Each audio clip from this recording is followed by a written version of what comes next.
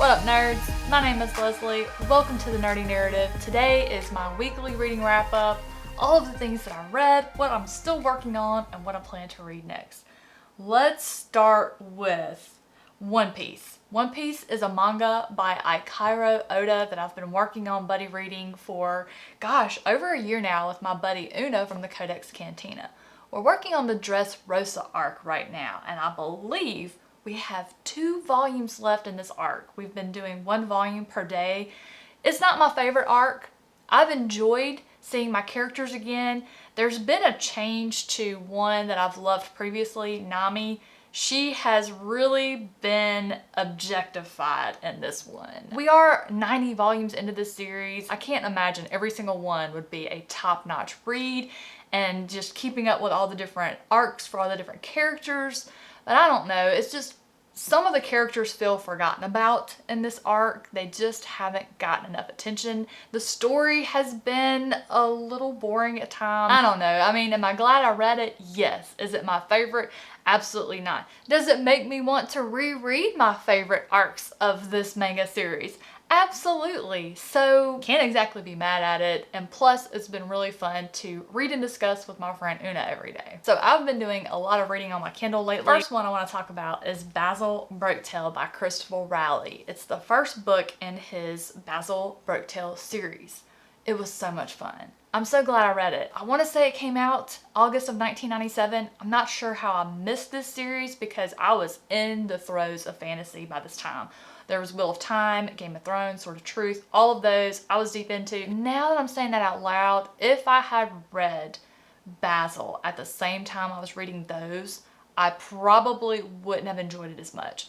Is it as good as those? In my opinion, no. Is it fun? Yes. If you love dragons, you're gonna love this series. If you love battle dragons, you're gonna love the series. Now, if you're all about magical dragons, you might not, because this is a different take on dragons. There are those that are still wild and they have wings and they fly and they don't have anything to do with humans, and they look down upon the dragons that don't have wings, that do work with humans. But when I say work with humans, I mean work. They do work. Like Basil has to earn his place in the army that he wants to be a part of, and he has to continue earning his place to rank up. And it's also very interesting because he has a dragon boy, Relkin. You normally see a story about a person who has a dragon. No, this dragon has a boy. I like the magic. There's a character named Lessis who is my favorite. She's called a Grey Sister. She's a witch, which seemed to me to be patterned a little bit after Robert Jordan's Aes Sedai. I'm not mad at it. I love witches. I loved this woman. She was my favorite character for many reasons. It was a tremendously fun read. It made me hungry. There's a lot of talk of food. One night it's 8 o'clock, 8:30. I had to stop. They kept talking about noodles at their camp.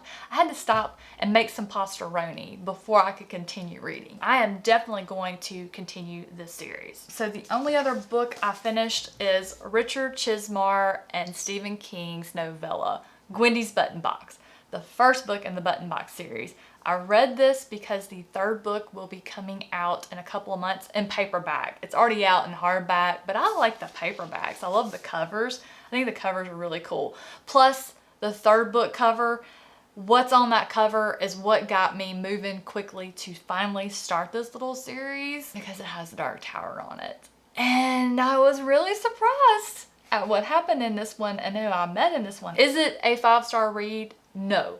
It's a good book though. I enjoyed reading it. I read it in an afternoon. It only took a couple of hours, but it could have been so much better. I expected so much more out of it. So those are all the books I finished. As far as short fiction, I of course read my next Joan Didion nonfiction essay. This is part of a read-along that's hosted by Kate from the Literary Apothecary, and this month's story is California Dreaming.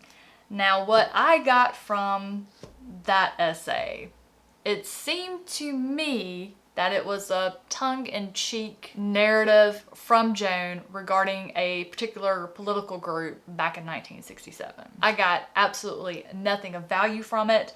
There were no great lines. There was not even one just powerful quote. It felt to me she had something she wanted to say about this group and she just chose to do that. In her profession, that's her right.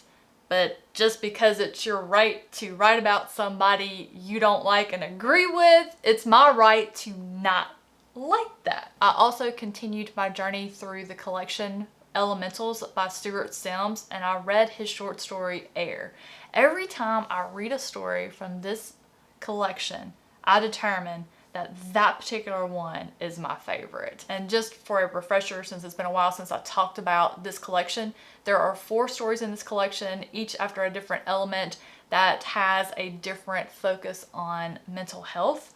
The particular one discussed in Air is one that I feel most everybody at some point in their life experiences. I know I did. This particular story is an expedition, a small group headed up by Dr. Goldemar. I may be pronouncing his name incorrectly. Dr. Goldemar has heard that there is an air elemental at the top of this particularly dangerous climb of a mountain. This is a very difficult journey for this group. They encounter all sorts of things. They also learn a lot about each other. Well, some of them do. Some of them open up, some of them don't, but you still learn things through observation. It was amazing. And so as you're traveling to the top of this mountain with this group, you have this expectation of what you think is going to be the end. And I have to say, what the author did was genius. It was perfect. For this particular exploration into mental health, I just thought it was brilliant. Absolutely loved it. I highly recommend this collection. I do believe it is included in the Kindle Unlimited. So if you're subscribed to that, get this on your Kindle and check these stories out. They are fantastic. I also started a new collection by my friend and fellow booktuber, David Wiley, A Merchant in Orea and Other Tales. I read the first story, Lost in a Familiar Place. It was only a few pages long.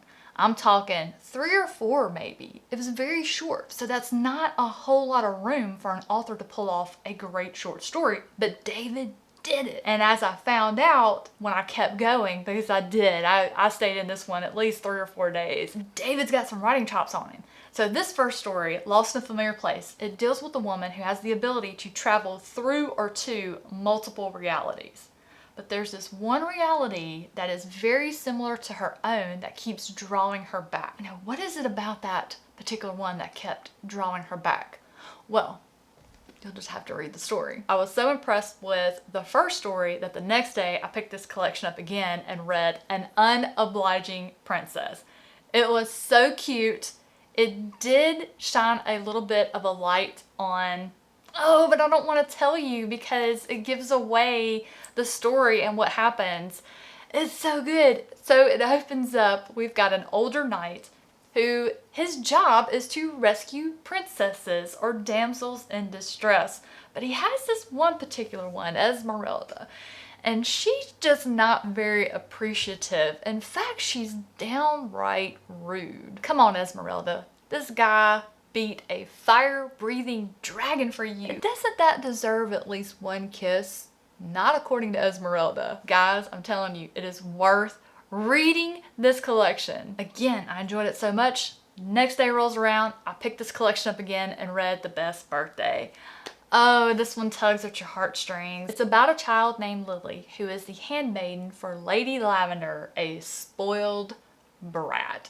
Lady Lavender does not let Lily have anything. She takes everything from her, breaks it. She just beats on Lily. It's horrible. She's a bully. And on this particular day in the story, it is Lily's birthday. Lily's mother gives her a new doll for her birthday.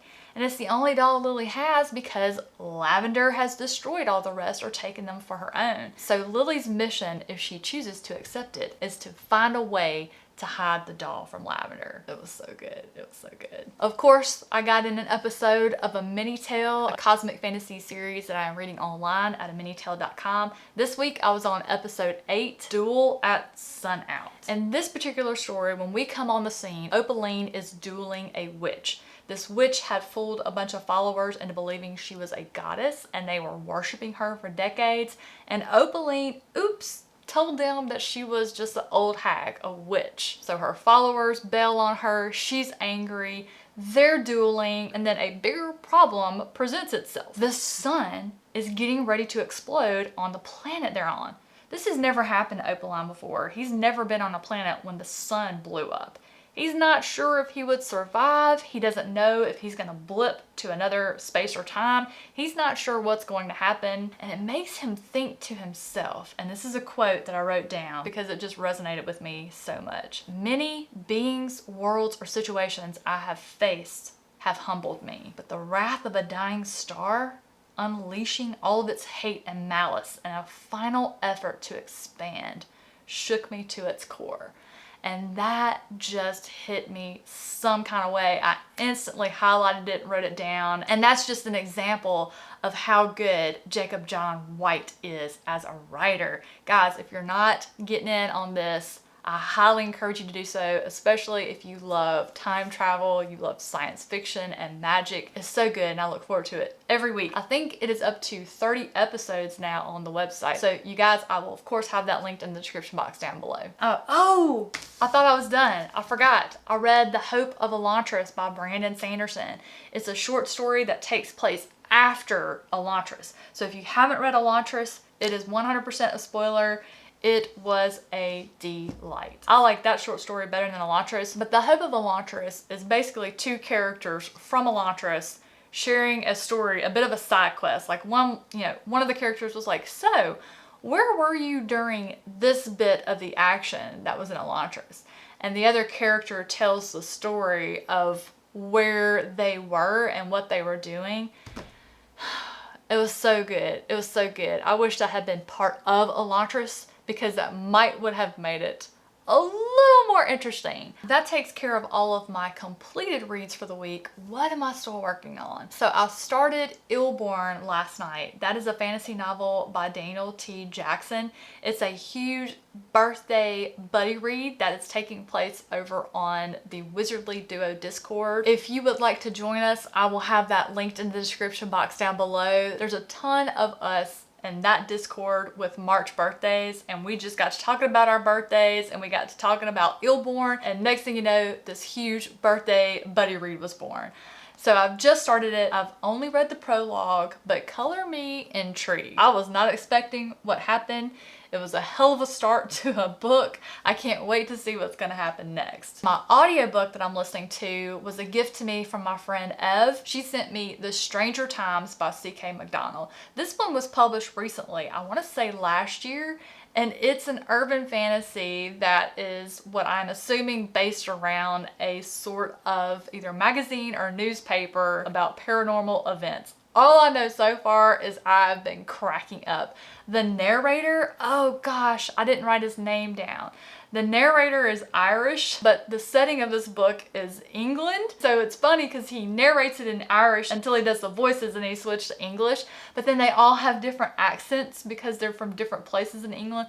And he just does so well. You know, each one has such a different personality that's so funny. I have really enjoyed it. I think I'm 5 or 6 chapters in. I started it immediately and just fell in love with it. I will definitely be continuing on. And that is everything that I'm currently reading. So what's next? I'll finish the last 2 volumes of manga and the One Piece Dressrosa arc. I will also be starting my War and Peace read.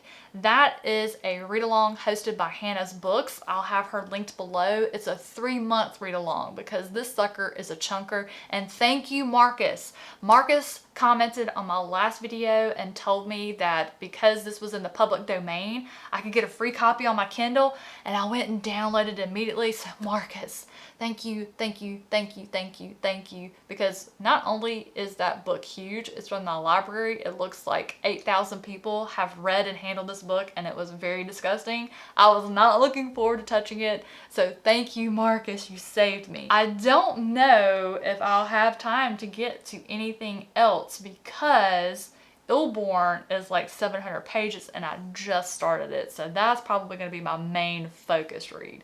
Who knows? We'll see what happens. You can't ever tell what I'm going to pick up and do as far as books. Guys, thank you so much for joining me today. I hope you enjoyed listening to me ramble about books. Have a fantastic rest of your day, a wonderful weekend. Don't forget to think about me in the morning while I'm suffering from my first 5K back after 3 years. So when you wake up in the morning and you're having your coffee, just think some positive thoughts towards me. My plan of attack is to take my book with me and put it in the car and just keep telling myself the faster I finish, the faster I get to go back to reading my book. We'll see what happens. Take care, y'all. I'll see you in the next one.